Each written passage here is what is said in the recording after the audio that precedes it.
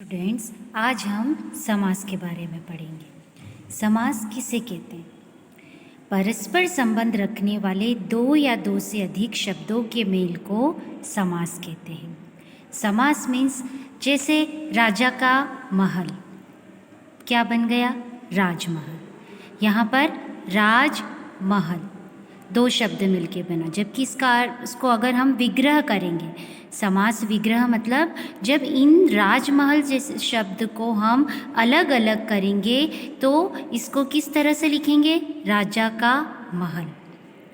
इस तरह से जब भी किसी अलग अलग शब्दों का मेल से नया शब्द बनता है तो उसे समास कहते हैं। समास में एक शब्द होता है समस्त पद।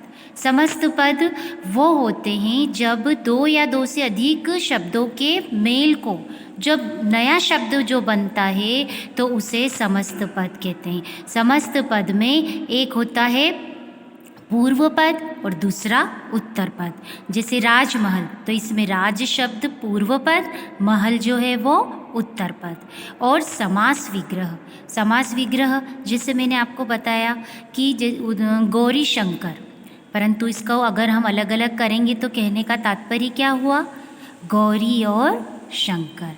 तो ये इसका विग्रह है।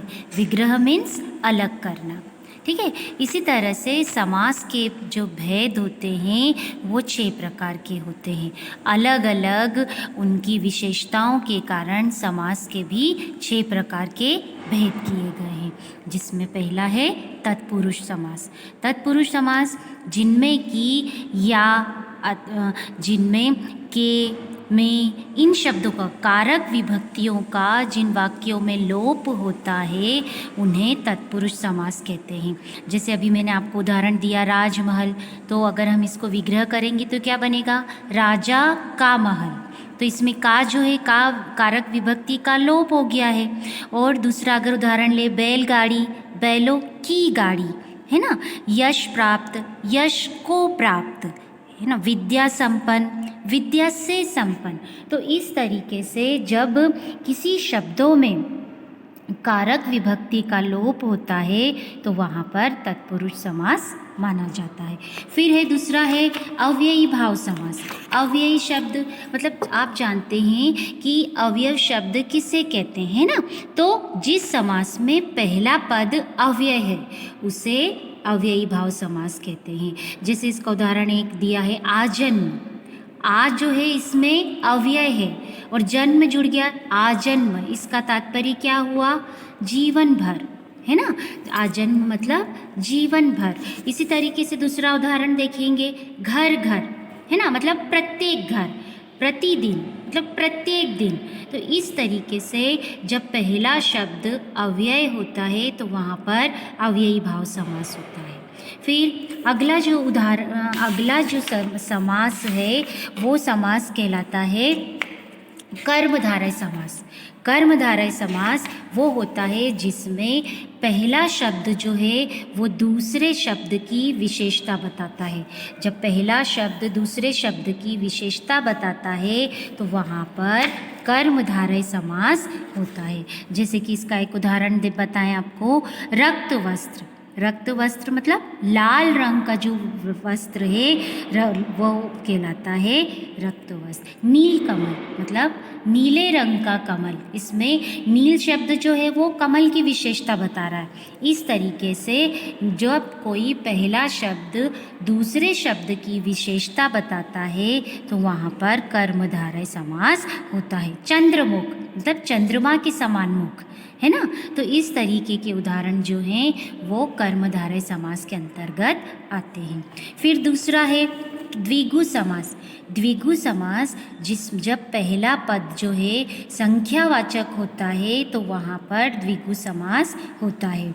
जैसे कि नवरत्न, नवरत्न 9 रत्नों का समाहार। फिर चौराहा, 4 रास्तों का समाहार। पंचतंत्र, 5 तंत्रों का समाहार। त्रिभुज, 3 भुजाओं का समाहार। इस तरीके से जहाँ पर पहला पद संख्यावाचक होता है वहाँ पर द्विगु समास होता है। फिर एक इसमें उदाहरण है बहुव्रीहि समास, है ना।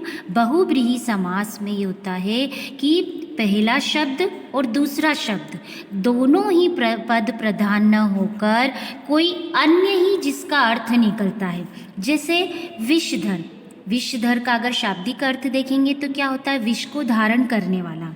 पर हम विषधर किसे कहते हैं, हम विषधर कहते हैं शंकर को। फिर कमल नयन, कमल के समान जिसके नयन हैं वो, तो कौन है वो, विष्णु। दशानन, दश हैं जिसके आनन, हम किसे कहते हैं, रावण को। तो इस तरीके से जब कोई भी पद प्रधान न होकर उसका तीसरा ही अर्थ निकलता है तो वो जो शब्द है बहुब्रीहि समास के अंतर्गत आता है। फिर अगला लास्ट है द्वंद्व समास। जब दोनों पद प्रधान होते हैं, है ना, जब दोनों ही पद प्रधान होते हैं और उनके बीच में योजक चिन्ह होता है ना। जैसे माता पिता, तो इसका मतलब क्या हुआ, माता और पिता। दाल रोटी, दाल और रोटी। आटा दाल, आटा और दाल। इस तरीके के जब कोई शब्द होते हैं जिनमें दोनों ही पद प्रधान होते हैं और उनके बीच योजक चिन्ह होता है तो उन्हें द्वंद्व समास कहते थे। तो स्टूडेंट्स, आज मैं समझती हूँ कि आपको समास के जो भेद हैं वो बहुत अच्छे तरीके से समझ में आ गए होंगे।